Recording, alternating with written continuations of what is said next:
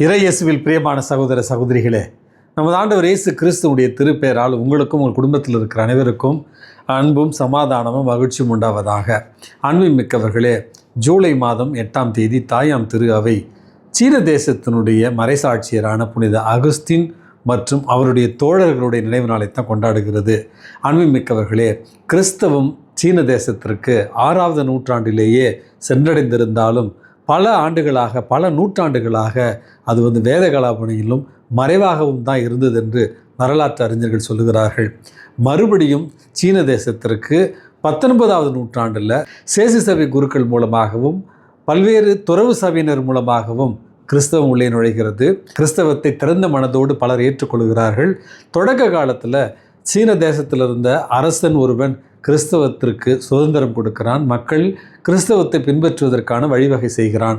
இருந்தாலும் ஜப்பான் தேசத்திலிருந்து அரசர்கள் கிறிஸ்தவர்கள் மீது வன்முறையை கட்டவிழ்த்துவிட்டு பல கிறிஸ்தவ குருக்களையும் துறவிகளையும் மறைசாட்சியாக கொன்று குவித்தார்கள் என்று தான் கிறிஸ்தவ வரலாறு கூறுகிறது. அதில் இன்றைக்கு நினைவு கூறுகிற மறைசாட்சியர் தான் புனித அகஸ்தின் ரோனோ மற்றும் அவருடைய தோழர்கள். அன்பின்மிக்கவர்களே, கிறிஸ்துவுக்காக ஒரு மறைசாட்சியத்தை ஏற்பதற்காக திறந்த மனதோடு எந்த சூழ்நிலையிலும் கிறிஸ்துவை மறுதளிக்காமல் உண்மையுடனும் நேர்மையோடும் கிறிஸ்துவுக்கு சான்று பகர்ந்த இந்த மறைசாட்சியர் தான் நம்முடைய விசுவாசத்திற்கு இன்றைக்கு எடுத்துக்காட்டாக விளங்குகிறார்கள். எத்துணை துன்பங்கள் வந்தாலும் எவ்வளவு சோதனைகள் வந்தாலும் கிறிஸ்துவில் நம்பிக்கை கொண்டு கிறிஸ்துவுக்காக சான்று பகர இறைவன் உங்களையும் என்னையும் தேற்றுவாராக. அன்புமிக்கவர்களே, இன்றைக்கு நமக்கு கொடுக்கப்பட்டிருக்கிற நற்செய்தி வாசகத்தில் ஒரு கிறிஸ்தவ பணிக்காக அல்லது வேத போதக பணிக்காக கிறிஸ்து எப்படி ஒருவரை தயார் செய்து அனுப்புகிறார் என்பதைத்தான் இன்றைக்கு நற்செய்தி வாசகத்தில் நம்ம வாசிக்கிறோம்.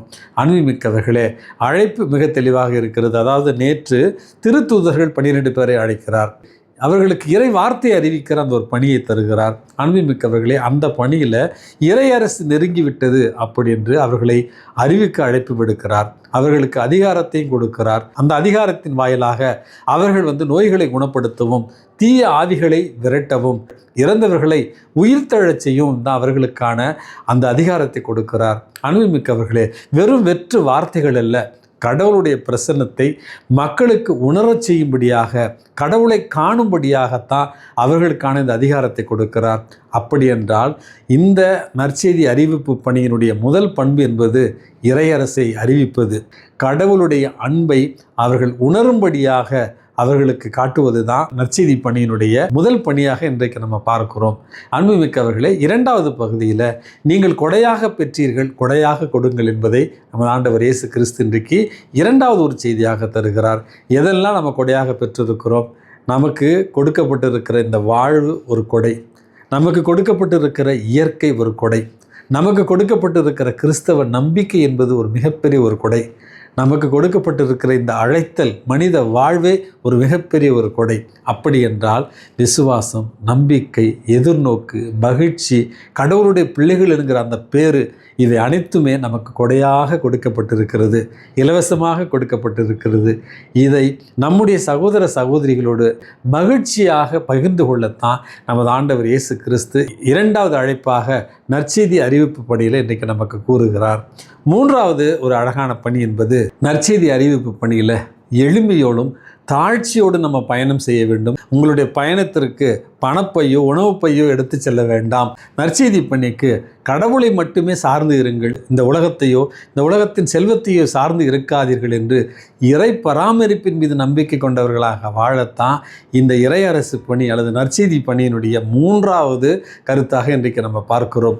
கடைசி செய்தி என்பது உங்களை மதித்து அந்த ஊரில் அவர்கள் இறை வார்த்தையை கேட்டு உங்களை உபச்சரித்தால் அங்கே நீங்கள் இருங்கள், நற்செய்தி அறிவியுங்கள். இல்லை என்றால் நீங்கள் அவர்களுக்கான அந்த சுதந்திரத்தை கொடுத்துவிட்டு அந்த இடத்தை விட்டு அகன்று போங்கள் அல்லது வெளியேறுங்கள் என்பதையும் அவர்களுக்கான அந்த சுதந்திரத்தை, உண்மையை ஏற்றுக்கொள்கிற சுதந்திரத்தை கொடுப்பதற்காகத்தான் இன்றைய நற்செய்தி வாசகம் 4வது ஒரு செய்தியாக இன்றைக்கு நமக்கு தருகிறது. அன்புமிக்கவர்களே, இந்த செய்தியை கேட்டுக்கொண்டிருக்கிற அன்பு உறவுகளே, நீங்கள் எந்த மறைமாவட்டமாக இருந்தாலும் பரவாயில்லை, உங்களுடைய மறைமாவட்டத்தில் வேத போதக பணிக்காக வெளிநாடுகளிலிருந்து குருக்கள் வந்திருப்பார்கள். ஒரு சிலரை நீங்கள் பார்த்திருப்பீர்கள், பழகியிருப்பீர்கள், அவர்களை பற்றி கேள்விப்பட்டும் இருப்பீர்கள். எங்களுடைய சலேசிய சபையில் நாம் சபையில் சேர்ந்த நேரத்தில் பல வேத போதக பணிக்காக வந்த வெளிநாட்டவர் உயிரோடு இருந்தார்கள். எனக்கு தெரிந்து ஏலகிரி மலையினுடைய அப்போஸ்தலர் என்று அழைக்கப்படுகிற அருட்தந்தை கெசு அடிகளார், அதற்கு பிறகு ஜவாத் மலையினுடைய அப்போஸ்தலர் என்று அழைக்கப்படுகிற அருட்தந்தை ஆஞ்சலோ கொதலோ என்பவர் இருந்தார். அதற்கு பிறகு சலேசிய சபையில் பல இடங்களில் பணி செய்த அருட்தந்தை ஸ்லூஸ் அடிகளார், இவர்களை பற்றியெல்லாம் நம்ம கேள்விப்பட்டிருக்கிறோம். எளிமையோடும் தாட்சியோடும் ஒரு கிறிஸ்தவ மறைபணியாளர் அல்லது இறை வார்த்தையை அறிவிக்கக்கூடியவர் எப்படி இருக்க வேண்டும் என்பதற்கு உதாரணமாக இவர்கள் எல்லாம் இருந்திருக்கிறார்கள்.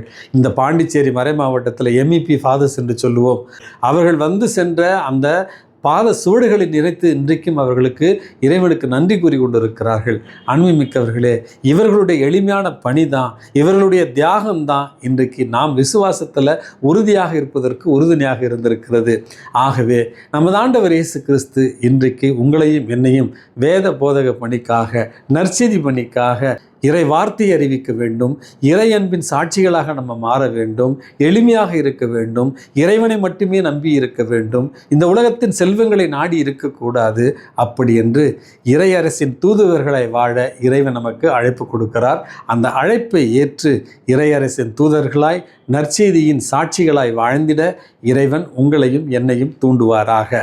எல்லாம் வல்ல இறைவன் தந்தை, மகன், தூய ஆவி உங்களையும் உங்கள் குடும்பத்தில் இருக்கிற அனைவரையும் நிறைவாக ஆசீர்வதித்து பாதுகாத்து வழி நடத்துவாராக. ஆமேன்.